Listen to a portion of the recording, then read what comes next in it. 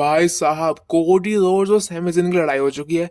Drew McIntyre ने attack किया Randy Orton पे और रोमन रेंस हारने वाले हैं रेसलमेनिया, क्योंकि एक बंदा आने वाला है उनको कॉस्ट करने। तो वो क्या चीज है, चलिए डिस्कस करते हैं स्मैकडाउन के रिव्यू में।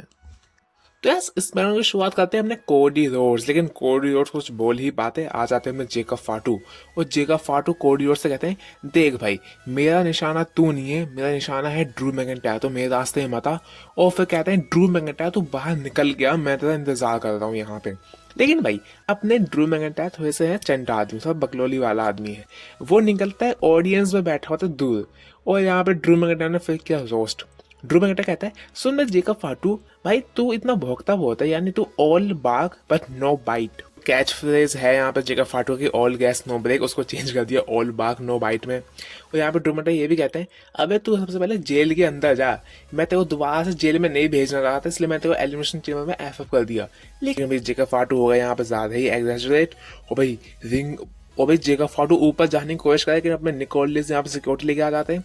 और यहाँ पे निकोलिस एक चीज कहते हैं कि तुझे ड्रू मैकइंटायर चाहिए, और वो ड्रू मैकइंटायर तुझे मिलेगा ही जरूर।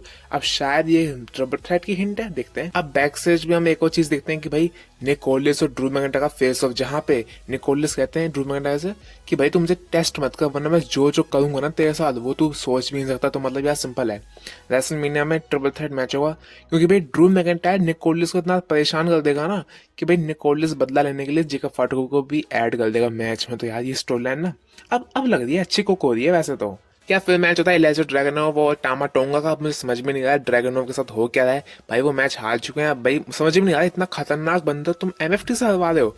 पता नहीं यार ट्रिपल एच की बुकिंग क्या ही चल रही है। फिर हम जेट कागल को देखते हैं कि भाई अपना प्रोमो डिलीवर कर रही होती है, लेकिन भाई आ जाते हैं अपनी शार्लेट फ्लेयर। तो शायद हम एलिमिनेशन चेंबर में फ्लेयर वर्सेस जेट कागल देख सकते हैं। लेकिन भाई अब होता है एक वुमेन्स ट्रिपल थ्रेट मैच, होती है एलिमिनेशन चेंबर, जिसमें तो फ्लेयर तो होती है, कियाना जेम्स होती है, और साथ में होती है अपनी नाया जैक्स। और भाई शॉकिंगली कियाना जेम्स ने पिन कर दिया फ्लेयर को। अब होता क्या है, फ्लेयर लगाती है अपना फिंगर फोर, और उसी का फायदा उठा के रोल अप से जीत जाती है यहाँ पे अपनी कियाना जेम्स। तो शॉकिंग है, मुझे लगा फ्लेयर जीतेंगे, लेकिन हाँ कियाना जेम्स एडवांस कर चुकी है एलिमिनेशन चेंबर मैच में। तो भाई देखते हैं, काफी सारे वाव मोमेंट्स हमें देखने को मिलेंगे चेंबर में।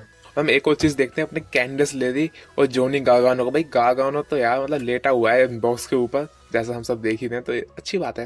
या फिर एक मैच होता है टिफनी स्ट्रैटन और एल्बा फायर का, वो ऑब्वियसली एक फिलर मैच था यार, कुछ कह नहीं, कुछ खास था नहीं। टिफनी स्ट्रैटन ने जीत लिया ये मैच इजीली। और भाई अब होता है कदर, भाई साहब कोडी रोड्स और सैमी ज़ेन की लड़ाई होती है खतरनाक वाली। यहाँ पे कोडी रोड्स कहते हैं कि भाई तू देख, तू ना कभी अपॉर्चुनिटी लेता नहीं है, मेरे पास अपॉर्चुनिटी आई है और मैंने उसका एडवांटेज लिया, इसलिए मैं हूँ डब्ल्यूडब्ल्यूई चैंपियन और तू नहीं है। लेकिन यहाँ पे सैमी ज़ेन कहता है हाँ तेरे लिए बोलना तो बड़ा आसान है, क्योंकि तू गोल्डन बॉय है, तेरे को हर चीज दी जाती है, और मैं भी तेरे जैसा ही हूँ। बस मैंने ग्राइंड किया 10 साल तक और मुझे कोई अपॉर्चुनिटी मिली नहीं है अपनी स्टोरी फिनिश करने के लिए।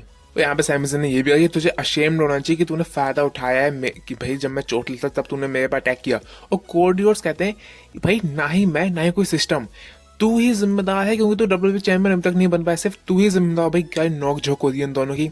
अभी उसके समझ में नहीं आया कि भाई सैमी ज़ेन जाते हैं और अपोलोजाइज करने लगे कोडी रोड्स से, मतलब यार क्यों कर रहे अपोलोजाइज, लेकिन क्राउड ने तगड़ा बू दिया यहाँ पे कोडी रोड्स को। और यहाँ पे हम देख सकते हैं काफी अच्छे टेंशन स्पॉट हो रहे हैं। मैं सैमी ज़ेन का ये कैरेक्टर देखना चाहता हूँ कि भैया सैमी ज़ेन कोडी रोड्स की स्टोरी सेम ही है, अगर हम रियल वर्ल्ड में भी देखें, बस सैमी ज़ेन को पुश नहीं मिल रहा, तो यार कमाल की स्टोरी को हो रही है।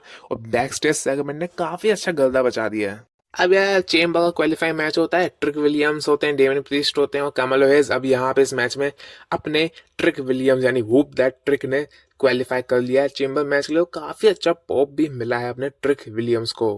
भाई अब बारी आती है मेन इवेंट की, रैंडी ऑर्टन वर्सेस अपने एलिस्टर ब्लैक की। अब यहाँ मैच चल रहा होता है, लेकिन भाई ड्रू मैकइंटायर पता नहीं कहाँ से आता है, सीधा बेल्ट मारता है रैंडी ऑर्टन को। अब रैंडी ऑर्टन पिन हो जाते हैं और एलिस्टर ब्लैक जीत गए। देखने वाली बात है, और एलिस्टर ब्लैक का मैच भी कैसे पिच हुआ है रैंडी ऑर्टन के साथ रेसलमेनिया में, लेकिन समझ में नहीं आया कि रैंडी ऑर्टन पे ड्रू मैकइंटायर ने अटैक क्यों किया। अब यहाँ पे सिंपल कोडी रोड्स आते हैं, वो निकल जाते हैं, स्मैकडाउन तो खत्म हो जाता है। लेकिन भाई रोमन रेंस के लिए शॉकिंग चीज ये आई है कि शायद हम द रॉक का रिटर्न देख सकते हैं एट रेसलमेनिया 42, क्योंकि रूमर्स के हिसाब से डब्ल्यूडब्ल्यूई कांटेक्ट में द रॉक के आफ्टर उनकी मूवी फिनिश हो गई है, जुमानजी की शूटिंग खत्म हो गई है। तो ऐसा सोच रहे हैं कि द रॉक का रिटर्न हो रेसलमेनिया में और रोमन रेंस हार जाए ये रेसलमेनिया 42 का मेन इवेंट। तो मतलब भाई रोमन रेंस की यहाँ तो एक और हार मिलने वाली है, ऐसी रूमर्स हैं अभी, और द रॉक का रिटर्न भी हो सकता है। तो देखते हैं रेसलमेनिया में होता क्या है। बाकी तो आज का स्मैकडाउन खत्म हो गया, ठीक था। मिलता हूँ आपसे नेक्स्ट वीडियो में, तब तक के लिए आई लव यू गाइज।